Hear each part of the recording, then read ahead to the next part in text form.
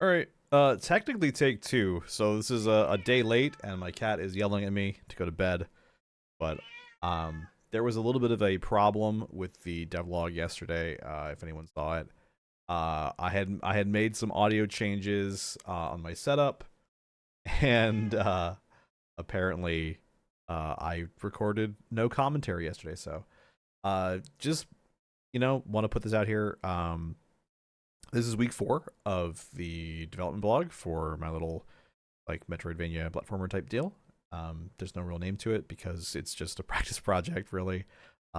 Just a little background on me. I have started putting together this, or I started learning Godot with zero coding experience, or zero scripting experience, I should say. Prior to this, and I've just been kind of fumbling through learning it at my own pace.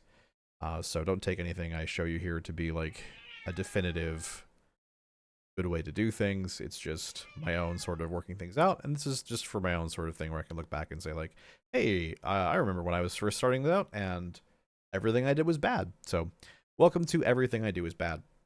All right, so we worked on a couple of things this week, and to kind of show that off, we have here so that we've two ability givers here. I have two different abilities to go after.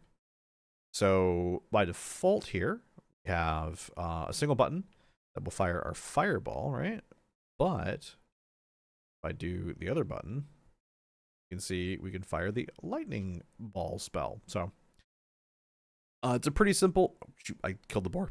I did that in the previous thing, and I didn't mean to. So let's get that back up and running because, well, first we'll talk about the ability switching. So this is a pretty simple. He's on lap. It's a pretty simple script I have going. So we have an ability switcher with its own script. Basically, there's going to be an array or attached to it.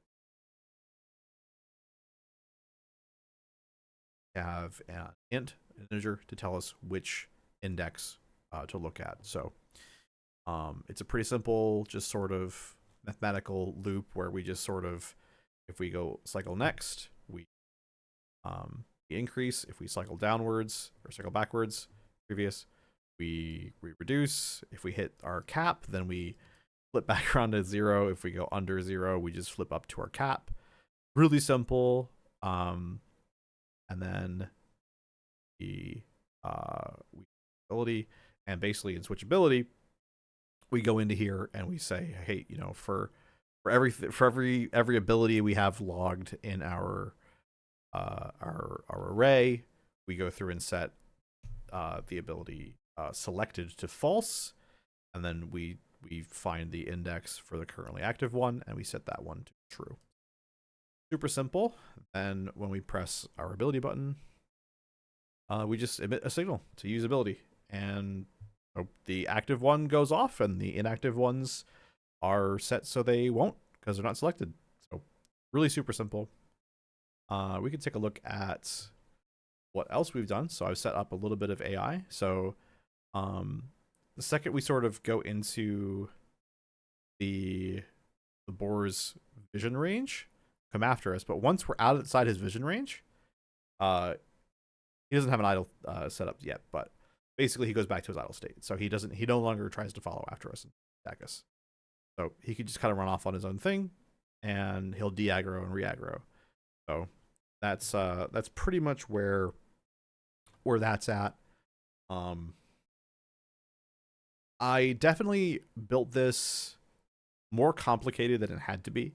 This is a pretty simple game when it boils down. I could have just made things simple Boolean flags and just had all the abilities attached to the player character automatically. But if we take a look at the way our boar is set up, right? So you can see we have here on the left-hand side, we have state machine, which sort of controls the AI state of the boar. It's got a vision component. This is just an area 2D that we could detect when a body comes into its sort of field of vision, and it's got an idle state and attached to it, and the aggro state has an attack routine attached to it. Basically, the way it works is when the aggro state becomes active, it then tells whatever